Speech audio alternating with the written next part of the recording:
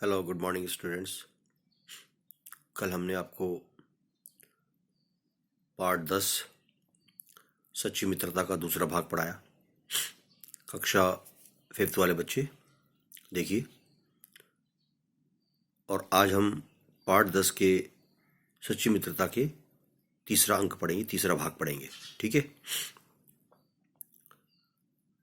अगली लाइन है, श्री कृष्ण कहते हैं जिज्ञासा से, कौन आया है द्वारपाल? द्वारपाल कहता है नम्रता से प्रणाम करके, बहुत ही रिस्पेक्ट से, बहुत ही मीठे भाव से कहते हैं, दीनहीन खाली सिर फटा कपड़ा पहने हुए एक ब्राह्मण आपसे मिलने के लिए उतावला है, और वो अपना नाम सुदामा बताता है। श्री कृष्ण कहते हैं स्मरण करके, याद करके खुशी से, जाओ द्वारपाल, उन्हें जल्दी से बुला लाओ। द्वारपाल जल्दी से भागकर 7वें द्वार से उन्हें लेकर अंदर आता है। श्री कृष्ण उनके स्वागत के लिए आगे बढ़ते हैं और चौथे द्वार पर आकर उन्हें देखकर रो पड़ते हैं। श्री कृष्ण सुदामा को गले लगाकर खड़े हैं। अंतःपुर के लोग उनके पीछे पीछे आ जाते हैं और आश्चर्य से ये दृश्य देख रहे हैं। सुदामा भी रो पड़ते हैं एक दूसरे को देखकर।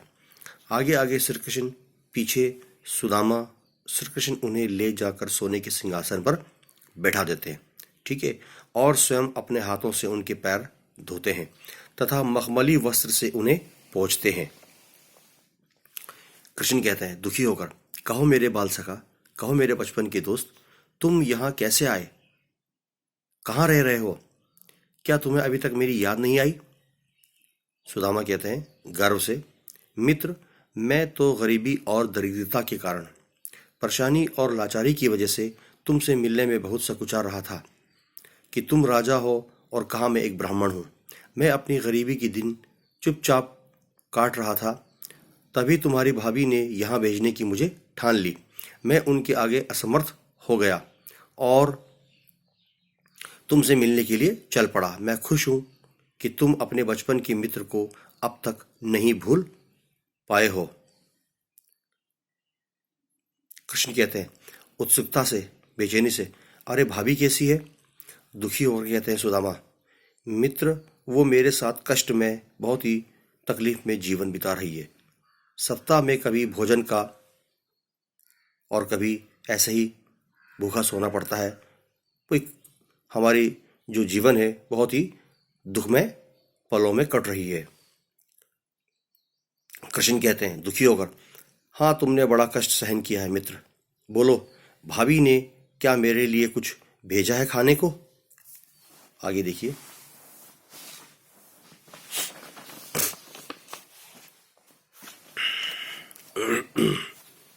यहाँ से शुरू होता है अगला पेज, और ये अंतिम पेज है, अंतिम भाग है, ठीक है, भाग 3 का अंतिम।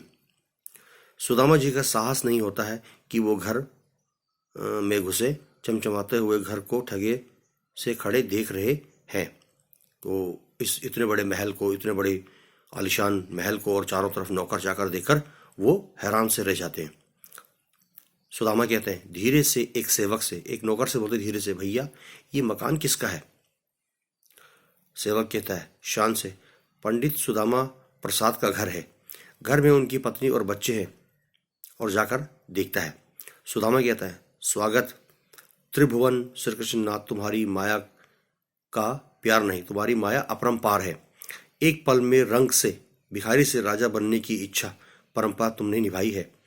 प्रभु तुम धन्य हो जो मित्र की त्रुटियों को, दोस्त के गलतियों को क्षमा कर दिया है।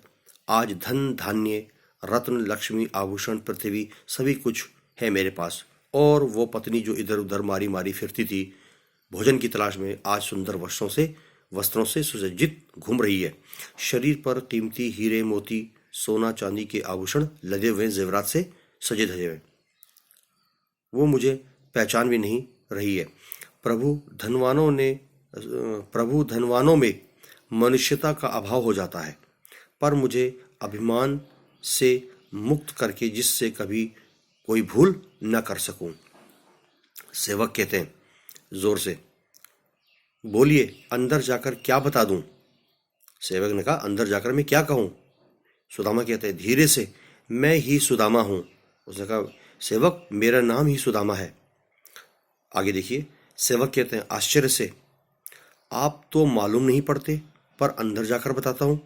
आपको देखने से नहीं पता था कि आप सुदामा हो। सेवक अंदर जाकर ब्राह्मणी को सब हाल बताता है। वो बाहर आती और प्रसन्न हो जाती, खुश हो जाती है। सभी सेवक सुदामा को प्रणाम करते हैं। तमाम जो नौकर चाकर तो सुदामा के पैरों को छूते हैं, उसे नमस्कार करते हैं। सुदामा जी घर के अंदर प्रवेश करते हैं और धीरे धीरे पर्दा गिरता है। इसी प्रकार ये नाटक का भी समापन हो जाता है। धन्यवाद।